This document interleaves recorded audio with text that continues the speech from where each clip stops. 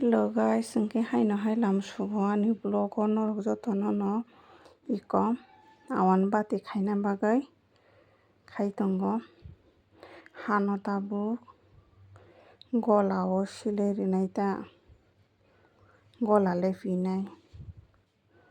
ma gola lepi tongo awan bati chana hinui khai tongo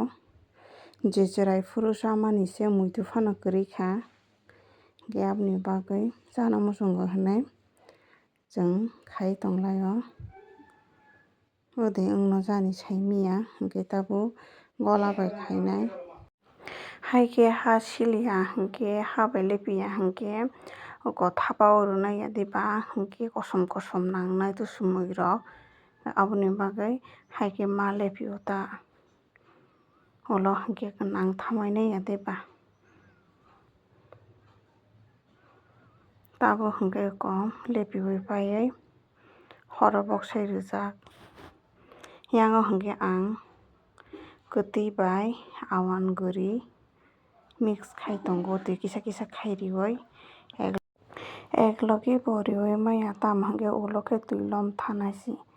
hingke kuyang khai amtui khai rijak saimanya chadi chano angleri bo rungya khainani amtui rok khaiui hingke iko amtui khai tongo ta rumal rwjak ta ah rumal o awan rwnai chati chano saimanya waisa fano bo khaiya bo amtui bo wngno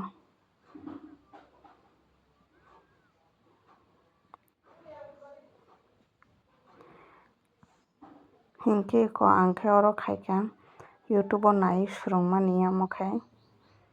naimani chawui tongkha haisi iko youtube o nai swrungo amtui khaiui tui boksaui khaibi kha oko naidi kwbangma no khaikha bahai wngkha nai naidi kutung kutung ekdom tharok chikon bwla haini bagui chikon chikon wngkha ta.